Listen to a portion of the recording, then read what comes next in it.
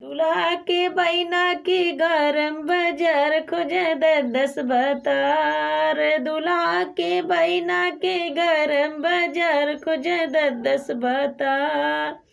दूल्हा के बैना जाले सकुलवा 3 दिन रह फरार खोजे 10 बतार।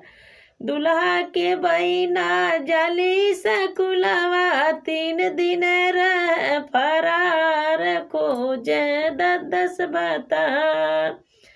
दूल्हा के फुआ खाली मलाई, दूल्हा के फुआ खाली मलाई, उठवा पर चुअला लाली खोजे 10 बतार। उठवा पर चुअला लाली खोजे 10 बतार। दूल्हा के फुआ